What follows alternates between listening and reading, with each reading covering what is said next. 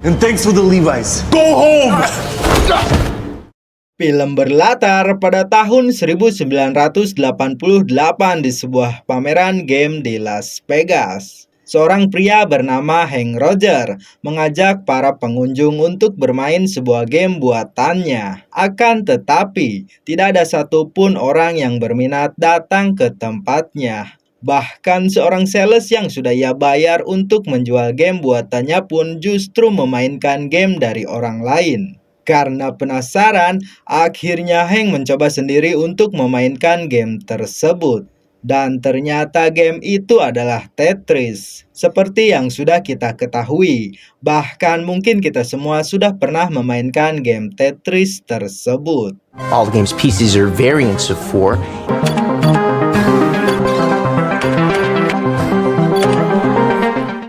Singkat cerita, tibalah Hank menemui kenalannya Eddie, seorang pemimpin dari salah satu bank yang ada di kotanya. Hank berniat meminjam uang untuk menggantikan game Go yang telah gagal dan menggantikannya dengan game Tetris. Hank menjelaskan meskipun ia hanya memainkan game Tetris itu hanya sebentar saja, namun ia masih terngiang-ngiang dengan game tersebut. Hank sendiri memiliki tujuan yang jauh lebih besar terhadap game Tetris tersebut, di mana dengan meminjam uang kembali dan demi mendapatkan lisensi Tetris khusus di wilayah Jepang yang bisa dimainkan di berbagai perangkat game konsol. To buy yet another video game? Correct, but For your failed video game? it's poetry, art, and math all work. This game isn't just I played Tetris for 5 minutes. Akan tetapi, Eddie sedikit ragu dengan ide dari Hank tersebut. Karena sebelumnya Hank meminjam uang untuk mengembangkan game Go yang faktanya gagal di pasaran. Namun demikian, Hank menjelaskan bahwa Tetris sudah terkenal di Uni Soviet. Lalu Hank pun menceritakan awal mula terciptanya game Tetris di negara tersebut. Go on. Great. Because you're not gonna believe where I was yesterday. Pada 4 tahun yang lalu, tepatnya pada tahun 1984, seorang programmer yang bekerja di pusat sains komputer bernama Alexei Pajitnov. Di suatu malam, ia mendapatkan sebuah ide untuk membuat sebuah game yang bertujuan untuk bersenang-senang. Meskipun memainkan game Tetris itu di komputer yang jadul, bahkan balok-balok yang jatuh pada awalnya hanya memakai tanda kurung. Ia bersama teman-temannya memainkan game tersebut dengan penuh sukacita. Dan pada akhirnya game itu memiliki bentuk dan warna. Lalu karena memang tujuannya hanyalah untuk bersenang-senang, maka disebarluaskanlah game itu secara gratis yang langsung ramai dimainkan orang-orang di negara Uni Soviet. Copied and shared for free. It music and floppy disks that people want. This Pada akhirnya, karena Uni Soviet pada saat itu tidak terlalu melihat peluang bisnis dari game tersebut, datanglah seorang pebisnis dari Inggris bernama Robert Stein yang mencari lisensi game murah untuk dijual kembali di wilayah Eropa. Dia begitu takjub ketika melihat seseorang yang memainkan game Tetris tersebut. Seketika Stein memberi tawaran untuk membeli lisensi game itu dan tentunya sesuai dengan peraturan di Uni Soviet. Kemudian Stein langsung menemui Robert, yaitu seorang miliarder pemilik perusahaan Mirrorsoft yang juga memiliki seorang anak bernama Kevin Maxwell dan sekaligus CEO dari perusahaan Mirrorsoft. Pleasure to meet you, Robert Maxwell. Di tempat berbeda, ternyata Hank telah mendatangi kantor Nintendo yang berada di Jepang. Meskipun ia tidak membuat sebuah janji, dengan nekatnya ia menyelinap masuk untuk menemui CEO dari Nintendo, yaitu Tuan Hiroshi. Setelah menunjukkan game Tetrisnya, Hiroshi menjajal sendiri game tersebut dan tanpa banyak mikir, dia berniat membelinya dengan harga $500.000. Namun Hank justru menolak kesempatan tersebut. Alasannya, Hank mengaku memiliki PC yang jauh lebih besar dari sekedar menjual game Tetris tersebut. Maka dari itu, Hank berniat meminjam uang sebesar $3 juta kepada Eddie selaku pemimpin dari bank tersebut. This is a once-in-a-lifetime opportunity. Arcade is a cash business. 2 million for Nintendo cartridges and And how did you get to 3 million? You sure you don't have to talk to your wife about this first? Setelah itu, Hank pulang ke rumahnya dan memberikan penjelasan kepada istri Jepangnya yang bernama Akemi, yang sekaligus menjadi direktur keuangan di perusahaan mereka. Sementara itu di negara Uni Soviet, tepatnya di kota Moskow, Alexei didatangi beberapa orang pria yang ternyata mereka dari organisasi KGB atau Badan Intel milik Uni Soviet yang akan memblokir game Tetris tersebut. Dikarenakan terlalu banyak pekerja yang memainkan game itu berjam-jam hingga mereka lupa akan tugas dan tanggung jawabnya. Игра настолько здесь популярная, там не зарабатывать. Вообще сложно поверить, что доход уже какой-то есть. Di tempat berbeda, Kevin menghubungi Hank karena dia tahu jika lisensi Tetris untuk wilayah Jepang telah dimiliki oleh Kevin. Dan ia juga menyampaikan bahwa perusahaan Mirror Shop-nya telah melisensikan hak arcade Tetris ke Sega di Jepang. Itu artinya perusahaan Hank kini hanya dapat memiliki lisensi dari game PC dan game konsol saja. Do you want PC and video game or not? Fuck Mr. Maxwell. You on your end? Tanpa menunggu waktu lama, Hank segera melaporkan hal tersebut kepada Tuan Yamauchi, selaku pemilik Nintendo di Jepang. Lalu Hank disarankan untuk segera mendatangi Nintendo cabang Amerika untuk bertemu koleganya yang mungkin dapat membantu masalah tersebut. Singkat cerita, setibanya di sana, Hank disambut hangat oleh para petinggi Nintendo di Amerika. Dan ternyata tujuan Hank diminta datang jauh-jauh ke sana, yaitu untuk ditunjukkan sebuah game konsol dengan terobosan terbaru dari Nintendo, yaitu berupa game konsol genggam yang tidak lain sering kita sebut Game Boy.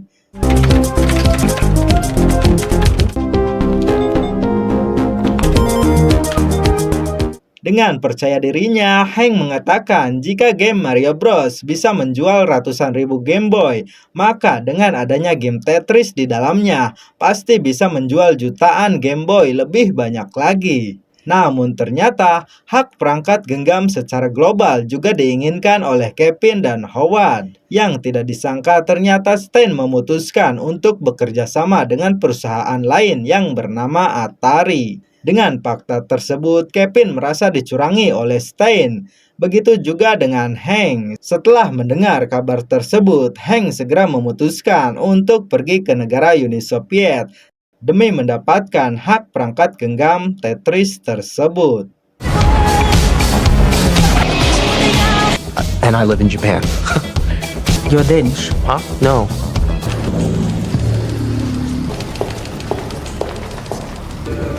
Hi. Setibanya di Uni Soviet, Hank bertemu seorang penerjemah bernama Sasha, dan mereka pun pergi ke tempat yang bernama Ilorz. Dan ternyata Ilorz merupakan gedung pemerintahan pihak Uni Soviet, di mana tidak sembarang orang dapat berkunjung ke sana kecuali mendapat undangan resmi. Namun memang Hank yang memiliki tekad yang kuat, ia memaksa masuk dan menyampaikan maksud dan tujuannya tersebut. Pihak Elord pun mengklaim bahwa mereka tidak pernah melisensikan hak game Tetris yang dimaksud. Karena Hank yang memang ngotot sekali dengan tujuannya tersebut, akhirnya pihak Elord memberikan kesempatan dan meminta Hank datang kembali esok hari. He inquires what is Nintendo. Okay. My name is Hank Rogers. Хорошо, завтра в 9 утра. Is that all he said? Okay, great. Thanks. Thanks. Sesuai janjinya, di keesokan paginya Hank kembali bersama Sasha dan ia bertemu langsung dengan Alexei sang pencipta game Tetris. Dan juga Hank bertemu dengan petinggi pemerintahan yang kita sebut saja dia Rustam. Rustam pun mengingatkan kepada Hank tentang peraturan yang ada di negara tersebut. Di saat yang sama, ternyata Stan dan Kevin berada di sana untuk membicarakan hak perangkat genggam game Tetris tersebut. Ternyata selama ini Tetris hanya dilisensikan haknya untuk game komputer saja, karena di dalam kontraknya tidak menyebutkan tentang adanya hak untuk game konsol apalagi perangkat genggam. Setelah itu, Hank yang keluar gedung bersamaan dengan Alexi. Hank mencoba untuk mendekatkan dirinya kepada Alexi. Meskipun awalnya Alexi seperti enggan untuk berteman, namun pada akhirnya ia mengundang Hank untuk datang ke rumahnya. Having a foreigner in one's home. Then can I come to your house? Great. Sementara itu, terlihat Rustam yang bernegosiasi dengan Bapak Robert untuk mendapatkan lisensi game Tetris melalui cara sogok-menyogok. Tentunya hal itu sangat tidak dibenarkan hampir di semua negara yang ada. Robert pun meminta Rustam untuk tidak memberitahukan hal itu kepada anaknya Kevin. Does not need. And Mr. Trifonov. Okay, then. Di malam harinya, Hank silaturahmi ke rumah Alexi dan dia menunjukkan foto istri dan ketiga anaknya. Setelahnya, Alexi memperlihatkan game Tetris yang pertama kali ia buat, yang masih memakai tanda kurung di komputer jadulnya. Dan disitulah mereka mendapatkan ide untuk memperbaharui tampilan atau permainan dari game Tetris itu menjadi lebih menarik. Higher levels equals more points. But we need something more.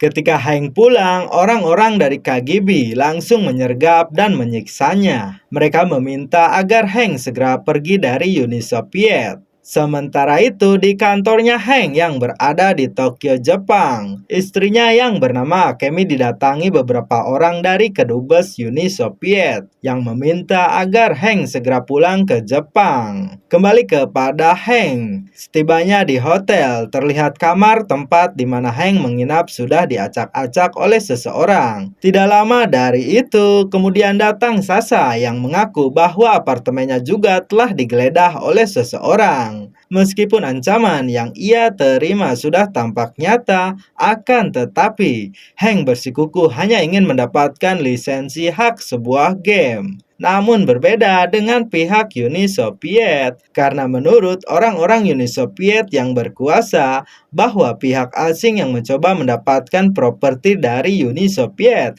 bisa saja menjadi awal kejatuhan dari negara tersebut. Married. You gotta go. Di keesokan harinya, Hank menghubungi istrinya di Jepang.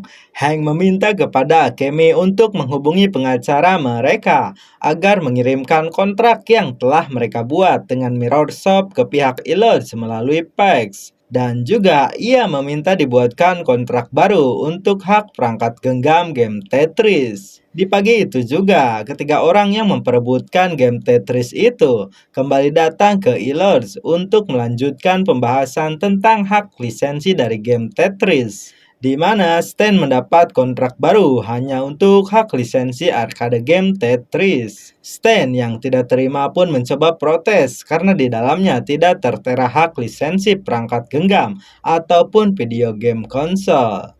Okay, handheld. How much? Kemudian Hank dibawakan surat kontrak antara Hank dan Mirrorsoft untuk lisensi Tetris di Jepang, sebagai bukti bahwa Hank bukanlah seorang penipu. Setelah itu, pihak Illods dipaksa menuruti perintah dari petinggi KGB yang memutuskan secara sepihak dengan membawa nama pemerintah Uni Soviet bahwa lisensi dari game Tetris itu harus diberikan kepada Mirrorsoft. Jelas, hal itu hanya demi kepentingan oknum tersebut saja, karena ia sudah dijanjikan uang sebesar $400.000 dari Robert. Dengan terpaksa, pihak Illods pun menyetujui hal itu. Well, you wire us $1 million and one promise Mirrorsoft. Namun begitu, pihak Illods yang sebenarnya tidak terlalu menyetujuinya. Di luar dugaan, Hank dibawa ke belakang gedung untuk bicara empat mata. Karena sebenarnya, pihak Illods lebih mempercayai perkataan dari Hank dan ingin menjual hak perangkat genggam dan juga game konsol kepada Hank. Maka dari itu, Hank diberi waktu seminggu untuk membuat penawaran secara nyata bersama Nintendo. Setelah keluar gedung itu, ternyata Alexis sudah menunggu Hank dan mereka pun pergi. Di dalam mobil, Hank dijelaskan oleh Alexis bahwa selama ini pihak dari Uni Soviet selalu memantau pergerakan dari Hank. Dan akhirnya Hank mengetahui bahwa Sasha adalah anggota dari KGB. Sasha is KGB. KGB? Быстро. Singkat cerita, Hank akhirnya pulang ke Tokyo dan dia mendapatkan fax dari Nikolai yang mengatakan bahwa game Tetris telah dihentikan. Dan Hank diancam dengan sebuah foto di mana foto itu adalah ketika Hank tiba-tiba dicium oleh Sasha. Tentu saja hal itu membuat Hank menjadi bingung sendiri. Tidak lama, petinggi Nintendo menghubungi Hank dan memberitahu bahwa Hank tidak mendapatkan hak Game Boy tersebut. Karena ternyata Nintendo telah didatangi oleh Robert untuk mengajak mereka bekerja sama dengan perusahaan Mirrorsoft. Seketika Hank merasa bahwa kehidupannya telah runtuh dan hancur dalam sekejap.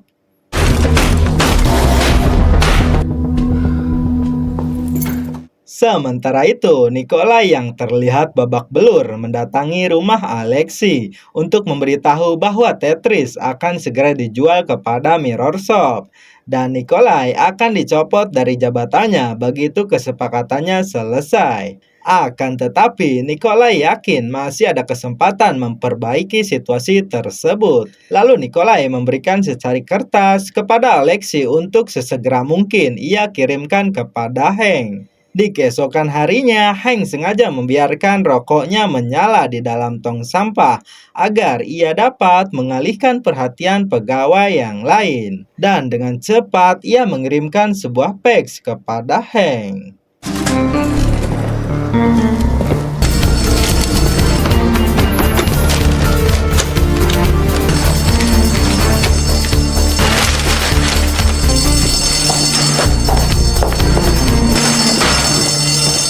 Di tempat berbeda, Kevin mendatangi sang ayah Robert untuk meminta uang hak lisensi perangkat genggam sebesar $1 juta. Akan tetapi, Robert justru mengatakan jika tidak ada yang perlu dibayarkan lagi ke pihak Uni Soviet. Karena tanpa sepengetahuan Kevin, Robert telah memberi sogokan sebesar $400.000. Namun di lain sisi, Hank mendatangi kantor Nintendo untuk memberitahu tentang surat yang baru ia terima, yang menyatakan bahwa tidak ada hak lisensi Tetris yang diberikan kepada Mirrorsoft. Dan Hank diminta segera membuat penawaran atau dengan kata lain, hak perangkat genggam dan video game masih tersedia untuk seluruh dunia.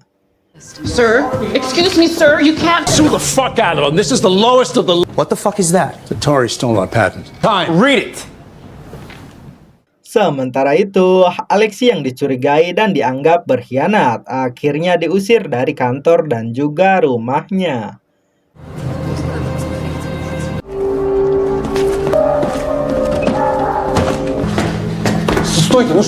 Setibanya di Moskow, Hank dan kedua petinggi dari Nintendo segera menemui Nikolai, yang pada saat itu Nikolai didampingi oleh Sasha. Penawaran pun diberikan dengan pembayaran $5 juta di awal, lalu biaya pemasaran dan produksi dari Nintendo, serta $1 per unit jika terjual akan diberikan kepada pihak Ehlers. Namun karena di sana ada Sasha yang notabene menganggap bahwa Tetris telah dianggap sebagai properti pemerintah, Nikolai pun terpaksa menunda kesepakatan itu. Time to go, gentlemen. This protocol. Sementara itu di kantor Mirrorsoft, Stan datang dan langsung memukul Kevin. Karena Stan tahu bahwa Kevin telah membuat kesepakatan di belakangnya. Stan juga mengaku bahwa kontrak baru yang diterimanya telah membuat dirinya tidak mendapatkan keuntungan apapun. Missed his work in his life. Tidak butuh waktu lama, Robert dan Kevin terbang menuju Uni Soviet untuk menemui Mikhail Gorbachev, yang selama ini Robert akui sebagai temannya. Robert menyampaikan langsung keinginannya itu untuk mendapatkan game tersebut. Namun Gorbachev tidak begitu menanggapi permintaannya itu, dan Gorbachev pergi meninggalkan Robert begitu saja. Now, if you will excuse me, I have speech to prepare.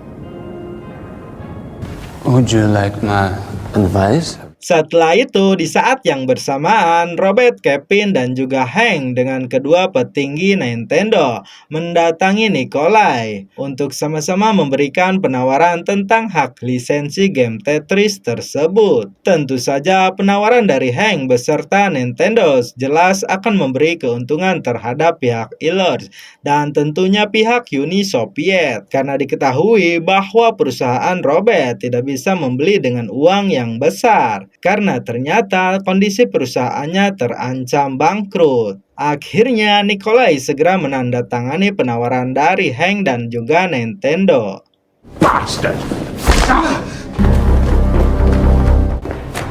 You are not safe until you... Tidak disangka Robert bertemu dengan petinggi dari pemerintahan yang akan ia sogok dan ia dikawal oleh Sasha. Dan disinilah semuanya terkuak bahwa perusahaan Robert telah bangkrut, yang mana artinya uang sogokan tidak akan pernah diberikan.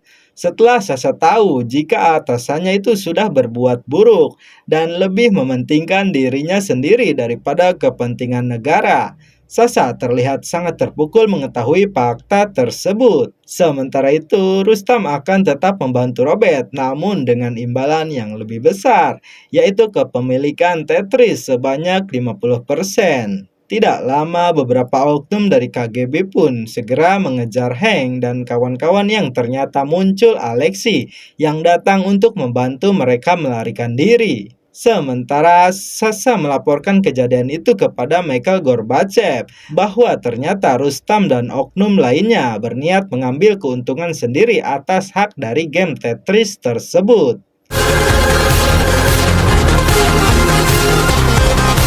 Saling kejar-mengejar pun terjadi, di mana mobil yang dikemudikan Alexei dikejar oleh Rustam dan beberapa bawahannya yang mengikuti. Sampai pada akhirnya Alexei berhasil lolos dan mereka tiba di bandara. Tanpa menunggu waktu lama, Hank segera membeli tiket dan pergi dari negara tersebut. Sebelum Hank pergi, Hank berjanji kepada Alexei bahwa ia pasti akan merasakan keuntungan dari semua hal yang sudah terjadi. Dan tidak lama, Rustam bersama anggotanya tiba di bandara dan memeriksa seisi pesawat yang menuju ke Tokyo. Namun ternyata dengan cerdiknya Hank memilih pesawat dengan tujuan yang lain. Номер 6.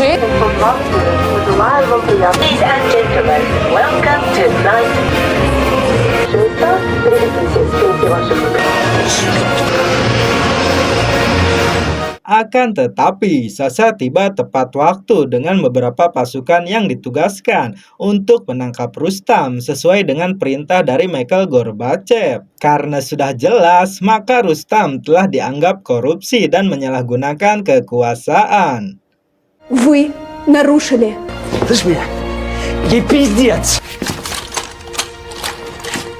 Setibanya Hank di Tokyo, ia memberi kejutan kepada istri dan anak pertamanya. Hank meminta Maya melakukan konser tunggal di hadapannya untuk menggantikan konser yang telah Hank lewatkan sebelumnya. Dan sang istri pun mendapatkan kejutan lain, yaitu sebuah cek untuk perusahaan mereka dari Nintendo sebesar $5 juta. Dan singkat cerita, pada tahun 1989 di waktu perayaan Natal, akhirnya perangkat genggam yaitu Game Boy meledak di pasaran dan mendapatkan keuntungan penjualan yang luar biasa. Berpindah di tempat Alexei. Alexei mendapat kiriman paket JNT dari Hank yang berisi Game Boy beserta tiket pesawat ke San Francisco untuk Alexei dapat pergi bersama keluarganya.